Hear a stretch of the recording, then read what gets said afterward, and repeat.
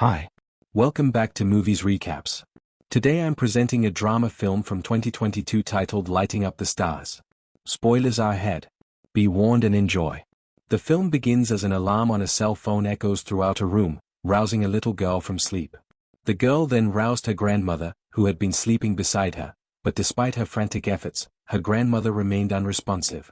In contrast, a man sat in the driver's seat of a car, visibly angry as he spoke over the phone.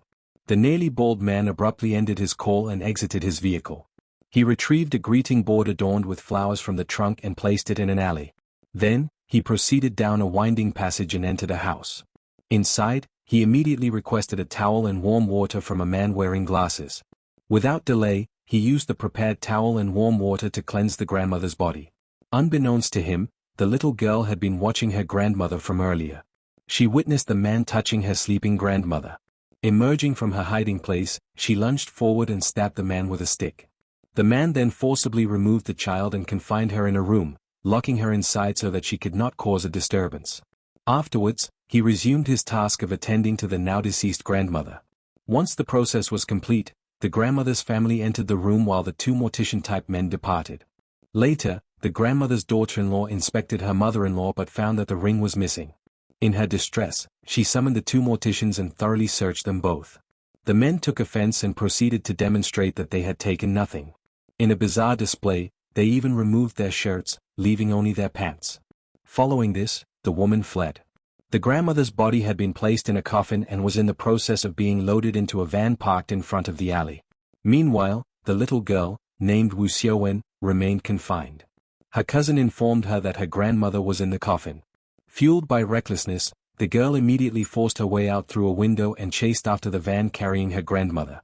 After the van delivered the body to the cremation site, it halted in front of a building bearing a sign for funeral services. Mo Sanmei, the bald man, entered the building and received a peach from a friend. He then sat back down and checked his phone, only to be startled when his girlfriend terminated their relationship via chat. Abruptly, he rose from his seat and departed in a hurry. While speeding in his car, Sen happened to glimpse the little girl, Xiaowen. The child inquired of a nearby street sweeper, but San ignored her and drove on to a clothing store that was still closed. He pounded on the door until a woman finally emerged. At first, the woman was reluctant to open the door for San, but after his persistent knocking, she yielded. San promptly scooped the woman up and carried her to a bed. It turned out that this woman was, in fact, San's girlfriend. Soon after, another man emerged from the bathroom, and San immediately challenged him to a duel. In the end, however, he lost. The couple discussed the possibility of marriage. Moreover, the woman, who was pregnant with his child, explained that San could not be a good father. Consequently, she decided to break up with him. San eventually departed in anger. Upon returning to his house, San was trailed by the little girl from earlier, who asked persistently about the whereabouts of her grandmother. San showed no concern for the child, yet she was desperate enough to try and break into his home, despite her uncle's earlier request for her to return. Ultimately, San forcefully grabbed the girl, Xiaowen, and escorted her out of the house. While San smoked in front of his house, a neighbor approached him and invited him to join the neighbor's wedding business. San curtly refused the invitation.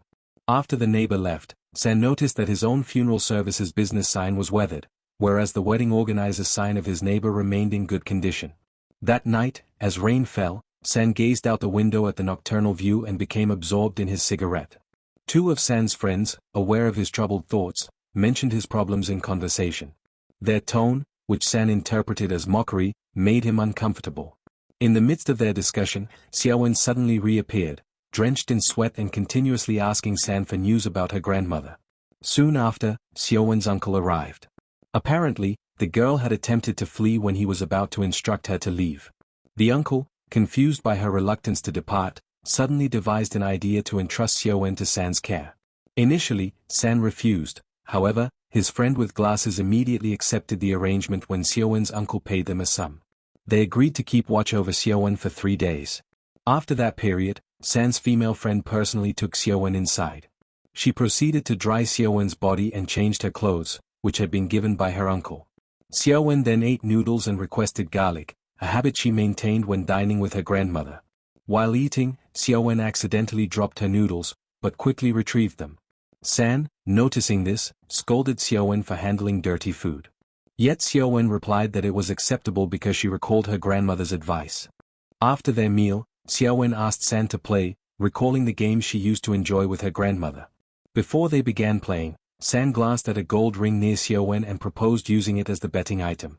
San also mentioned that he had been accused of stealing the ring, although it was actually Xiaowen who had taken it. Xiaowen explained that she had taken the ring to prevent it from being seized by another family member. The four of them then played together, even though the three adults ended up losing to the child. Later that night, while San slept, he was awakened by the sound of dripping water from the bed above him. Grumbling, he scolded Xiaowen, who was sleeping with his friend. It soon emerged that Xiaowen had wet her pants because she was too frightened to go to the bathroom, as she believed there were frightening dolls in there. In response, San immediately gathered the blanket that Xiaowen had used and put it into the washing machine. Then, he collected the two dolls and showed them to Xiaowen. After that, San's friend suggested that Xiaowen return to sleep on San's bed, while San opted to sleep on a chair. In the morning, San was awakened by a phone call from his father, who instructed him to meet him while carrying a thin red book. San searched for the book among the items in the mattress and recalled that he had placed everything into the washing machine the previous night. Ultimately, San was forced to delay legally receiving the house from his father by another month because the writing in the book had been lost. According to San, the entire situation was too complicated for a father planning to give his son a house. Nonetheless, San was struck with a stick by his father for his impatience. As a result, San's father became suspicious that San harbored ulterior motives regarding the house. The father warned San that he would always be under his watchful eye. Moments later, San received a call from a friend asking him to go to the hospital to pick up a body. However, San, fed up and on the verge of closing his business, refused. Of course, San's father was enraged, and San promptly fled to his friend's place. Now, San sat in the waiting room of the hospital when Xiaowen arrived to disturb him again. The little girl persisted in asking for her grandmother. Soon after, San encountered a friend carrying a body. This friend then informed San that a little girl had just died. Instantly, San looked at Xiaowen and declared that he would take her to meet her grandmother on the condition that she obey him. San then escorted Xiaowen to a funeral room where the recently deceased child lay. He expressed his condolences and offered his funeral services. San also apologized, explaining that he, too, had a daughter named Xiaowen. After obtaining a contract letter, San photographed the document and sent it to his father. They then proceeded into the funeral home. San instructed Xiaowen to remain in the car. Initially, the little girl obeyed and stayed put. But when she saw the coffin, she suddenly remembered her cousin's remark that their grandmother was inside. With determination, Xiaowen chased after the coffin and entered the building. She began to riot at the funeral home, and the family present grew angry at the sight of a child disrupting the service. Because of this incident, San received a reprimand from the officers there, and he was even threatened with a ban from returning to that place. Later, San drove to Xiaowen and scolded her. Initially, Xiaowen became angry and even thrust her stick at San, but San instead challenged her to stab him. Standing at her level, he pointed toward the chimney atop the building and explained that her grandmother had vanished and gone to heaven. As Xiaowen slowly began to understand, she burst into tears because she realized that her grandmother had, in fact, left her forever. Immediately, San's female friend comforted the tearful Xiaowen. San's friend with glasses also reassured her that her grandmother had indeed ascended to heaven. San added that Xiaowen's grandmother had become a star in the sky. Shortly thereafter, a pink box pot that San had ordered arrived. It was to be used by one of his clients the following day. Later, while asleep, San tumbled off his bed, having slept with his friend, and inadvertently observed Xiaowen sitting outside gazing at the stars. Unconcerned, San returned to sleep on his chair. In the morning, San was astonished to see that Xiaowen had scribbled on his client's pot. At the cremation site, San looked apprehensively at his client, then turned to his friend and inquired about the pot. Despite his friend's numerous attempts to resolve the issue, nothing worked. San then covered the box with a black cloth, attempted to apologize, and kept the jar away from his client's grasp. However, the client was impatient and snatched the jar from San by force. The client did not budge upon noticing the pink box adorned with scribbles. Subsequently, a husband and wife bowed to San and mentioned that their daughter had once loved to draw. The wife then approached Xiaowen to tie her hair. The client, in fact, was very grateful to San. When San and the others returned home, they gathered to share snacks. San's friend with glasses remarked that Xiaowen was not as bothersome as some might think. San observed Xiaowen drop a snack and then eat it. Once more, San reprimanded the child. He then opened a jar, retrieved some snacks, and handed them to Xiaowen. San also sampled the contents of the jar, but it turned out that the jar did not contain food. Yet, San noticed that Xiaowen had already swallowed its contents. Finally, San picked up Xiaowen and took her to the hospital. The doctor examined her, and fortunately, she was permitted to return home. Later, while at home, Xiaowen emerged from the bathroom. The three adults then entered the bathroom to search for the ball that Xiaowen had swallowed. At last, they found it, confirming that her condition was now fine. Afterward, San received a call from Xiaowen's uncle. Later, San and his friends met with Xiaowen's uncle, who had come back home. When the uncle was about to hand over Xiaowen, he got into an argument with his wife. The woman expressed that she did not wish to care for Xiaowen, complaining that her husband was more concerned with other people's children than with his own. Consequently, Xiaowen chased after San and his friends as they departed. In the end, San willingly assumed responsibility for Xiaowen. In the car, one of San's friends teased him for having always scolded Xiaowen in the past. When their car finally halted at home, San's father was already standing at the door. As San stepped out, his father immediately struck him. It turned out that his father was extremely angry upon discovering that San was taking care of a little girl. Just as San's father was about to hit him again, Xiaowen suddenly intervened, telling him to stop. Before departing, San's father threatened to expel San. Because of that incident, San could not sleep. He then settled onto the sofa and fiddled with his cell phone. He was shocked when he received a wedding invitation from his ex, and shortly thereafter, San fell from his chair. Xiaowen, who had evidently not been asleep, silently laughed at San's mishap. The following morning, San awoke to Xiaowen slapping him in the face. The child then requested San's cell phone number, which she promptly recorded on the smartwatch she wore. On a whim, Xiaowen even sent a photo of San's fall from the previous night. San looked at the photo of himself, while Xiaowen smiled. That morning, they had breakfast outside. Xiaowen quickly devoured her noodles. San immediately warned the little girl to eat slowly and not to pick up any fallen noodles. Yet Xiaowen still recalled her grandmother's words. Still, San continued to scold her. Shortly after, they parted ways. But then San received a call from Xiaowen, who told him to go to the park. There, an old man was introduced to San by the child. The old man explained that he wished to conduct a funeral for himself. Initially, San refused, reasoning that it would be odd to arrange a funeral for someone still alive. However, the grandfather insisted he would pay a high price for what he termed the emperor's funeral. San's friend immediately agreed, without San's permission. That night, San, his two friends, and Xiaowen gathered to eat meat together and held a small party. San was seen toasting with Xiaowen, and it appeared they had grown closer. They organized an event for the grandfather, then began renting clothes and hiring paid guests. When the day arrived, everyone was in costume and fully made up. The paid guests even wept, led by San's friend. Not long after, the grandfather's family arrived and promptly arrested San. At the police station, San and his two friends sat quietly while the grandfather's family debated with the officers. Xiaowen noticed a wound on San's temple, a remnant from the earlier riot. Xiaowen then sprayed saliva onto her hand and applied it to San's wound. At first, San dodged her attempt. However, Xiaowen explained that her grandmother had said this remedy could prevent inflammation. Soon after, the officers approached San and his friends and requested their signatures. Once that was completed, they were allowed to leave.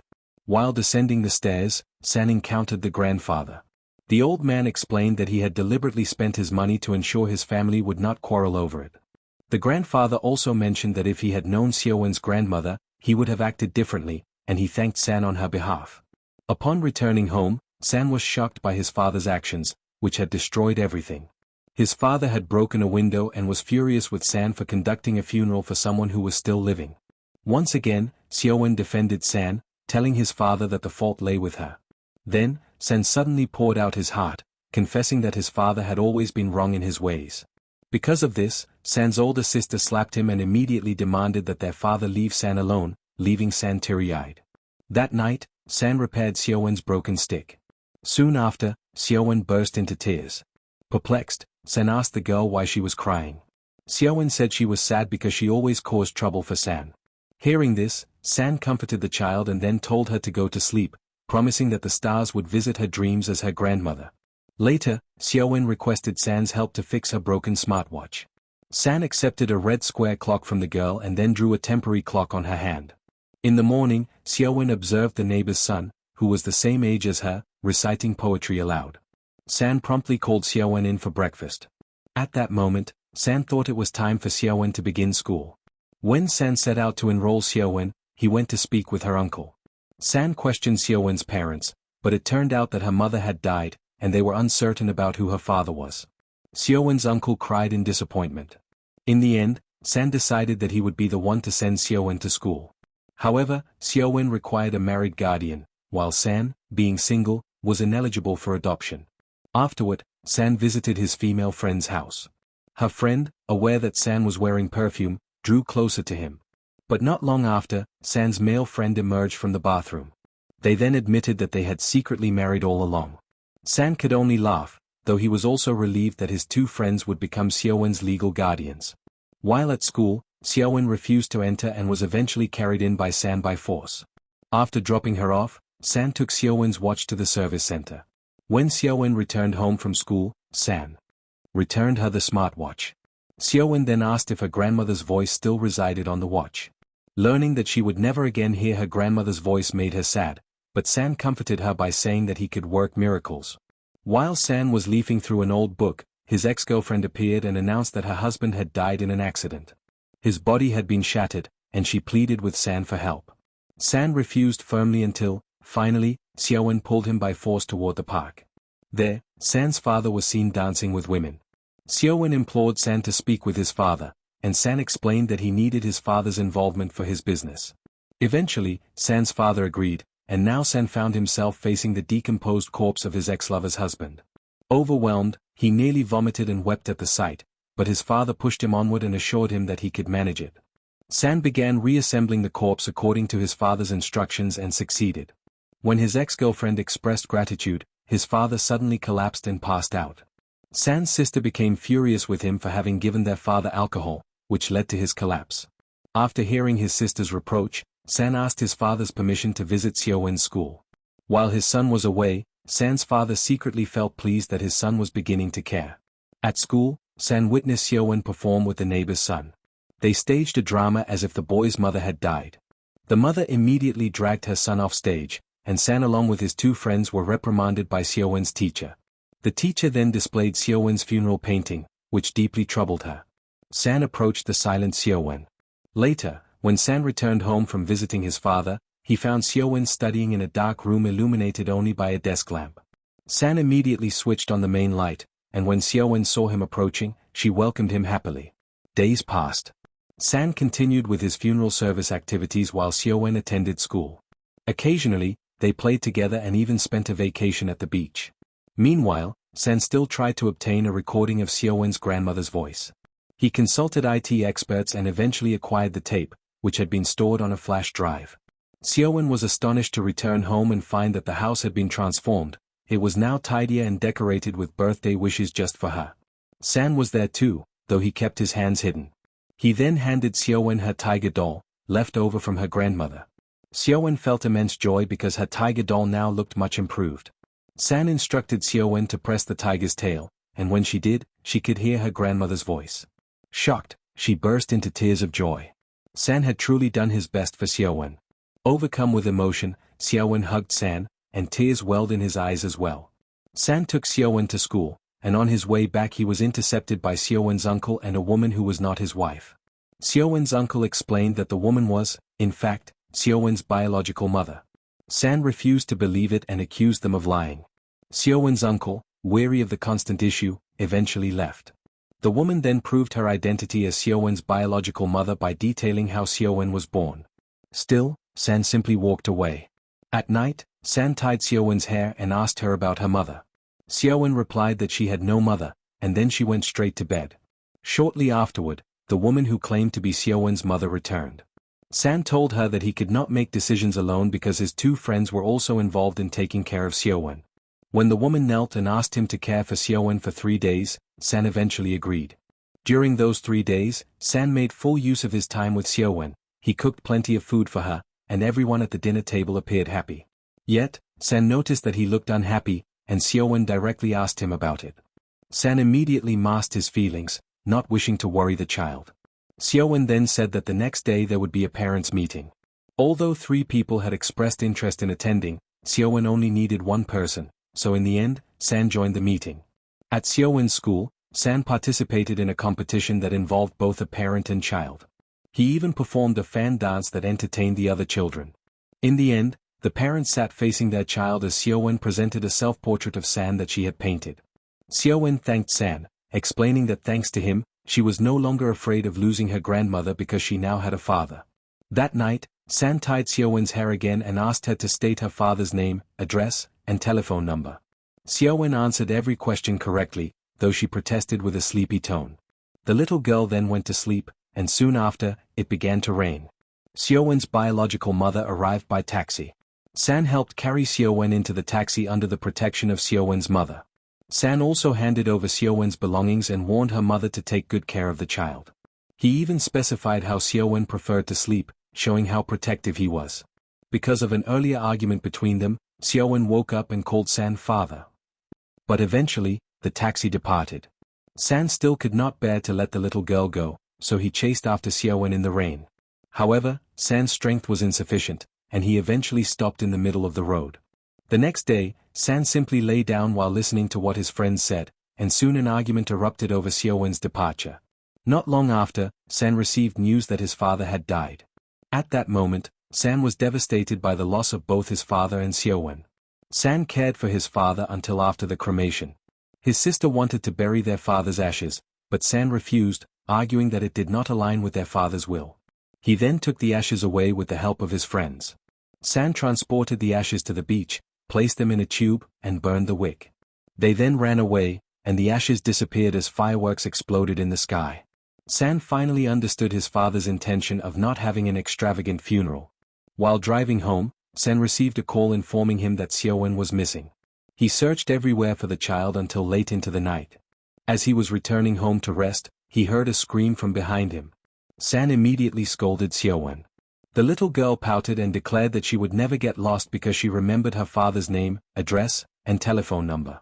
Unable to stay angry, San immediately hugged the child. Later, San's friends hosted a wedding party. Xiaowen's mother arrived solely to retrieve Xiaowen's belongings. San accepted them, then invited the woman to join his business so that she might still meet her daughter.